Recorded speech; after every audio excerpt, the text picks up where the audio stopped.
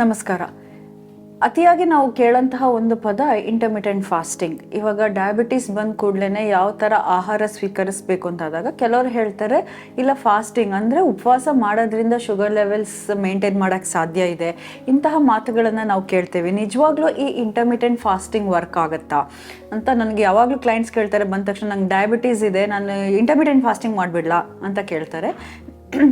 ಯಾವಾಗ ವರ್ಕ್ ಆಗತ್ತೆ ಅಂತಂದರೆ ನಿಮ್ಮ ಆರೋಗ್ಯ ಅಂದರೆ ನಿಮ್ಮ ಗಟ್ ಹೆಲ್ತ್ ಎಲ್ಲ ಚೆನ್ನಾಗಿದ್ದರೆ, ಎಲ್ಲ ಒಂಥರ ಎಲ್ಲ ಪ್ಯಾರಾಮೀಟರ್ಸ್ಗಳು ಸರಿ ಇದ್ದಾಗ ಮಾತ್ರ ಯಾವುದೋ ಒಂದು ಪರ್ಟಿಕ್ಯುಲರ್ ಡಯಟ್ ವರ್ಕ್ ಆಗೋಂಥದ್ದು. ಸೊ ಅರ್ಥ ಮಾಡ್ಕೊಂಡು, ಒಂದು ದೇಹನ ಅರ್ಥ ಮಾಡ್ಕೊಂಡು ಆಹಾರ ಸ್ವೀಕರಿಸಿದಾಗ ಮಾತ್ರ ನಮಗೆ ರಿಸಲ್ಟ್ ಸಿಗೋಂಥದ್ದು.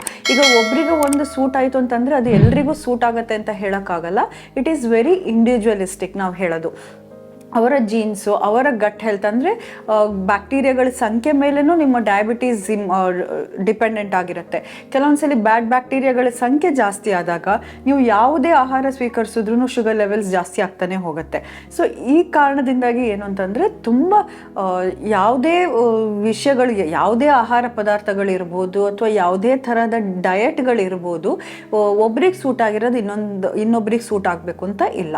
ಹೀಗೆ ಇಂಟರ್ಮಿಟೆಂಟ್ ಫಾಸ್ಟಿಂಗಲ್ಲೂ ಎಸ್, ಇಂಟರ್ಮಿಟೆಂಟ್ ಫಾಸ್ಟಿಂಗನ್ನು ಕರೆಕ್ಟಾಗಿ ಅನುಸರಿಸ್ತಾ ಹೋದರೆ ಡಯಾಬಿಟೀಸ್ ಇದ್ದವರಿಗೆ ತುಂಬ ಹೆಲ್ಪ್ ಆಗಿರೋದಂಥದ್ದು ಇದೆ.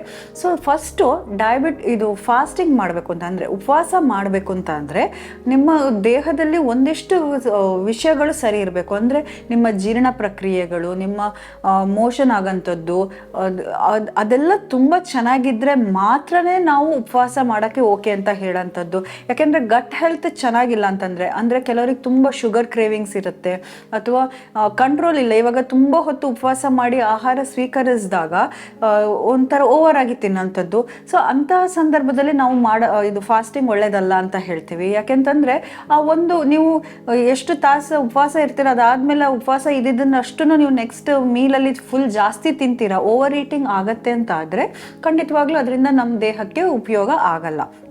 ಸೊ ಈಗ ಈ ಇಂಟರ್ಮಿಟೆಂಟ್ ಫಾಸ್ಟಿಂಗಲ್ಲೂ ಹಲವಾರು ವೆರೈಟೀಸ್ ಇದೆ. ವೆರೈಟೀಸ್ ಅಂತಂದರೆ ಆ ಟೈಮಿಂಗು, ನೀವು ಎಷ್ಟು ಹೊತ್ತು ಉಪವಾಸ ಇರ್ತೀರಾ, ಎಷ್ಟು ಹೊತ್ತು ತಿಂತೀರಾ.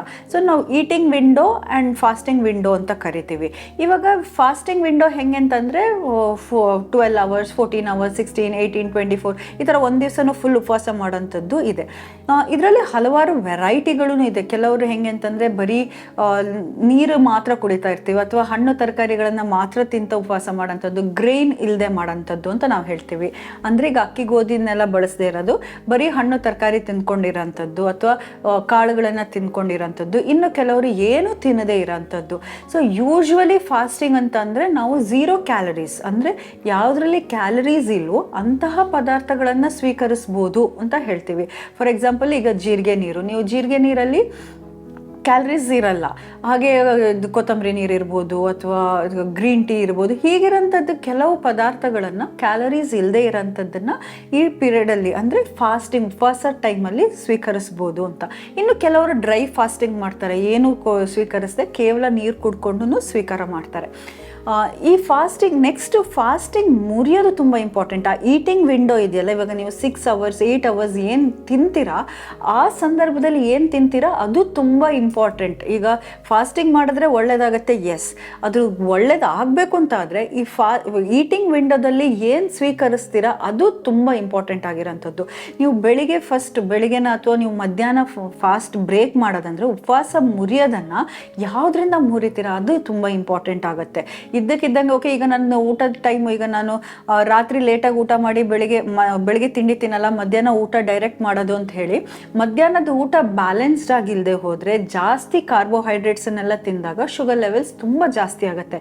ಇದು ಲಾಂಗ್ ರನ್ನಲ್ಲಿ ಒಳ್ಳೆಯದಲ್ಲ. ನಾವು ಶುಗರನ್ನು ಮೇಂಟೈನ್ ಮಾಡೋಕ್ಕೆ, ಡಯಾಬಿಟೀಸ್ ಮೇಂಟೈನ್ ಮಾಡೋಕ್ಕೆ ಆಗಲ್ಲ. ನಾವು ಫಾಸ್ಟಿಂಗ್ ಅಂದ ಇದು ಉಪವಾಸನ ಮುರಿಯೋಕ್ಕೆ ನಾವೇನು ಹೇಳ್ತೀವಿ ಅಂತಂದರೆ, ಜಾಸ್ತಿ ಬೇಳೆಕಾಳುಗಳು ಅಥವಾ ಪ್ರೋಟೀನ್ ಇರೋಂತಹ ಪದಾರ್ಥಗಳನ್ನು ಸ್ವೀಕರಿಸಬೇಕು ಫಸ್ಟು. ಅದಾದಮೇಲೆ ಕಾರ್ಬೋಹೈಡ್ರೇಟ್ಸನ್ನು ಸ್ವೀಕರಿಸಬೇಕು ಅಂತ ಹೇಳ್ತೀವಿ. ಜೊತೆಗೆ ಈಗ ಮೊದಲು ಹೆಂಗಿತ್ತು ಅಂತಂದರೆ, ಉಪವಾಸ ಮಾಡೋದು ಅಂತಂದರೆ ಸಂಜೆ ಬೇಗ ಊಟ ಮಾಡಿ ಬೆಳಗ್ಗೆ ಲೇಟಾಗಿ ತಿಂಡಿ ತಿನ್ನೋದು ಅಥವಾ ಒಂದು 11 ಗಂಟೆಗೆ ಊಟ ಮಾಡೋದು ಅಂತ ಒಂದು ಪದ್ಧತಿ ಇದೆ. ಈ 11 ಗಂಟೆ ಪ್ಲಸ್ ಸಂಜೆ ಸೂರ್ಯಾಸ್ತ ಈ ಟೈಮಲ್ಲಿ ತಿನ್ನೋ ಒಂದು ಪದ್ಧತಿ ಇತ್ತು. ಆದರೆ ಕ್ರಮೇಣ ಈ ಇಂಟರ್ಮಿಟೆಂಟ್ ಫಾಸ್ಟಿಂಗ್ ಹೆಂಗೆ ಅಂತಂದರೆ ಅವರವರ ಅನುಕೂಲಕ್ಕೆ ತಕ್ಕಂಗೆ 14-10 ಅವರ್ಸ್ ಅಂತೆಲ್ಲ ಮಾಡ್ಕೊಂಡ್ರು. ಈ 10 ಗಂಟೆಲಿ ನಾನು ತಿಂತೀನಿ, ಈ 14 ಗಂಟೆ ನಾನು ಫಾಸ್ಟಿಂಗ್ ಮಾಡ್ತೀನಿ ಅಂತ. ಆದರೆ ಹೆಚ್ಚು ಉಪಯೋಗ ಯಾವಾಗ ಅಂತಂದರೆ ನಮ್ಮ ಜೀರ್ಣ ಪ್ರಕ್ರಿಯೆ ಯಾವಾಗ ತುಂಬ ಸ್ಟ್ರಾಂಗ್ ಆಗಿರುತ್ತೆ ಆವಾಗ ಆಹಾರ ಸ್ವೀಕರಿಸಿದಾಗ ನಾವು ಚೆನ್ನಾಗಿ ಜೀರ್ಣ ಮಾಡಿಕೊಂಡು ಒಳ್ಳೆಯ ಗ್ಲೂಕೋಸ್ ಲೆವೆಲ್ಸನ್ನ ಮೇಂಟೈನ್ ಮಾಡೋಕ್ಕೆ ಅದು ಹೆಲ್ಪ್ ಮಾಡುತ್ತೆ. ಈಗ ಓವರಾಲ್ ಫಾಸ್ಟಿಂಗ್ ಖಂಡಿತವಾಗ್ಲೂ ಹೆಲ್ಪ್ ಮಾಡುತ್ತೆ ನಾನು ಹೇಳ್ದಂಗೆ. ಆದರೆ ನಾವು ಈಟಿಂಗ್ ವಿಂಡೋದಲ್ಲಿ ತಿನ್ನೋದ್ರ ಬಗ್ಗೆ ಗಮನ ಕೊಡಬೇಕು. ಅಲ್ಲಿ ಲಾಂಗ್ ಗ್ಯಾಪ್ ಇಡಬಾರ್ದು. ಇವಾಗ ನೀವು 11 ಗಂಟೆಗೆ ತಿನ್ನೋಕೆ ಶುರು ಮಾಡಿದ್ರೆ 11 ಗಂಟೆಗೆ ಪ್ಲಸ್ ಒಂದು 3 ಗಂಟೆಗೆ ಒಂದ್ಸಲಿ ಪುನಃ ಸಂಜೆ ತಿನ್ನಬೇಕು.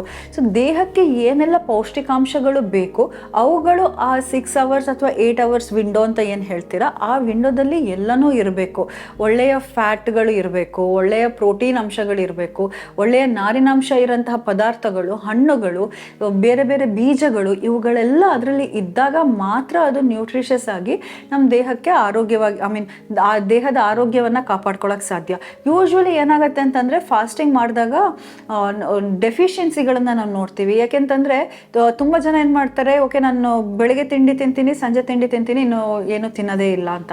ಸೊ ಹಾಗೆ ಮಾಡಿದಾಗ ಏನಾಗುತ್ತೆ, ದೇಹಕ್ಕೆ ಬೇಕಾಗುವಂತಹ ಓವರಾಲ್ ಕ್ಯಾಲರೀಸ್ ಇರ್ಬೋದು, ಬೇರೆ ಬೇರೆ ನ್ಯೂಟ್ರಿಯೆಂಟ್ಸ್ಗಳು ಏನಿದೆ ಅವುಗಳು ಕಮ್ಮಿ ಆಗುತ್ತೆ. ಸೊ ತಿನ್ನುವ ಪೀರಿಯಡ್ ಏನಿದೆ ಈಟಿಂಗ್ ವಿಂಡೋದಲ್ಲಿ ಸರಿಯಾಗಿ ತಿನ್ನೋದು ತುಂಬ ಇಂಪಾರ್ಟೆಂಟ್. ಸೊ ಸರಿಯಾಗಿ ತಿನ್ನೋದು ಅಂತಂದರೆ ಲಾಂಗ್ ಗ್ಯಾಪ್ಗಳನ್ನು ಕೊಡಬಾರ್ದು ಅಲ್ಲಿ. ಯಾಕೆಂತಂದರೆ ಇರೋದೇ ನಮಗೆ 6 ಅಥವಾ 8 ತಾಸು ತಿನ್ನೋಕ್ಕೆ. ಅಂತಂದರೆ ಆ 8 ತಾಸಲ್ಲಿ ದೇಹಕ್ಕೆ ಬೇಕಾಗುವ ಪೌಷ್ಟಿಕಾಂಶಗಳನ್ನು ತಗೋತಾ ಹೋಗಬೇಕು. ಸೊ ಪೋರ್ಷನ್ ಕಂಟ್ರೋಲ್ ಇರಬೇಕು. ಉಪವಾಸ ಮುರಿಯೋದ್ರಲ್ಲಿ ಯಾವ ಆಹಾರ ಪದಾರ್ಥವನ್ನು ಸ್ವೀಕರಿಸ್ತೀವಿ ಅದ್ರ ಮೇಲೆ ನಮ್ಮ ಶುಗರ್ ಲೆವೆಲ್ಸ್ ಡಿಪೆಂಡೆಂಟ್ ಆಗಿರುತ್ತೆ. ಇನ್ನು ಅಗೇನ್ ಇಂಟರ್ಮಿಟೆಂಟ್ ಫಾಸ್ಟಿಂಗ್ ಡಯಾಬಿಟೀಸಲ್ಲಿ ಮಾಡಬೇಕಾದ್ರೆ ಖಂಡಿತವಾಗ್ಲೂ ಒಂದು ಎಕ್ಸ್ಪರ್ಟ್ ಗೈಡೆನ್ಸ್ ಬೇಕಾಗುತ್ತೆ. ಯಾಕೆಂತಂದರೆ ತುಂಬ ಸಲ ಏನಾಗುತ್ತೆ ಅಂತಂದರೆ ಮಾನಿಟರ್ ಮಾಡದೇ ಹೋದಾಗ ರಾತ್ರಿ ಶುಗರ್ ಲೆವೆಲ್ಸ್ ತುಂಬ ಡೌನ್ ಆಗುವಂತಹ ಸಾಧ್ಯತೆಗಳು ಇರೋಂಥದ್ದು, ಆರೋಗ್ಯದ ಮೇಲೆ ಅಡ್ಡ ಪರಿಣಾಮಗಳು ಬೀರ್ಬೋದು. ಸೊ ಫಾಸ್ಟಿಂಗ್ ಮಾಡಬೇಕು ಅಂತಿದ್ರೆ ಒಂದು ಎಕ್ಸ್ಪರ್ಟ್ ಗೈಡೆನ್ಸ್ ಅಂಡರ್ ಮಾಡಿದ್ರೆ ಖಂಡಿತವಾಗ್ಲೂ ಒಂದು ರಿಸಲ್ಟ್ ಇರುತ್ತೆ. ಆದರೆ ಆ ದೇಹದ ಅನುಗುಣವಾಗಿ, ಅಂದರೆ ನಾನು ಹೇಳಿದ್ನಲ್ಲ, ಕೆಲವೊಂದು ಆಹಾರ ಕೆಲವ್ರ ಜನರ ಗಟ್ ಹೆಲ್ತ್ ಚೆನ್ನಾಗಿರುತ್ತೆ, ಅವರಿಗೆ ಫಾಸ್ಟಿಂಗ್ ಮಾಡೋಕ್ಕೆ ಸಾಧ್ಯ ಆಗುತ್ತೆ, ಇನ್ನು ಕೆಲವರಿಗೆ ಆಗಲ್ಲ. ಇನ್ನು ಜೆನೆಟಿಕಲಿನೂ ಫಾಸ್ಟಿಂಗ್ ಮಾಡೋಕ್ಕಾಗತ್ತೋ ಇಲ್ವೋ ಅಂತ ನಾವು ಜೀನ್ ಟೆಸ್ಟ್ ಮಾಡಿದಾಗ ಗೊತ್ತಾಗುತ್ತೆ. ಸೊ ಅಂತಹ ಜೀನ್ ಟೆಸ್ಟ್ಗಳ ರಿಪೋರ್ಟ್ಗಳು ಇದ್ದಾಗ ಫಾಸ್ಟಿಂಗ್ ಮಾಡೋಕ್ಕೆ ಸಾಧ್ಯ ಇದೆ ಅಂತ ಆದರೆ ಮಾತ್ರ ನಾವು ಫಾಸ್ಟಿಂಗನ್ನು ರೆಕಮೆಂಡ್ ಮಾಡ್ತೀವಿ. ಸೊ ಯಾವುದೋ ಒಂದು ಪದ್ಧತಿ ಏನಿದೆ ಅದು ಎಲ್ಲ ಬಾಡಿಗೆ ಸೂಟ್ ಆಗಲ್ಲ. ದೇಹವನ್ನು ಅರ್ಥ ಮಾಡಿಕೊಂಡು ಸರಿಯಾದ ಎಕ್ಸ್ಪರ್ಟ್ ಗೈಡೆನ್ಸಲ್ಲಿ ಮಾಡಿದಾಗ ಖಂಡಿತವಾಗ್ಲೂ ಇಂಟರ್ಮಿಟೆಂಟ್ ಫಾಸ್ಟಿಂಗು ಡಯಾಬಿಟೀಸನ್ನು ಕಮ್ಮಿ ಮಾಡೋಕ್ಕೆ ಹೆಲ್ಪ್ ಮಾಡುತ್ತೆ.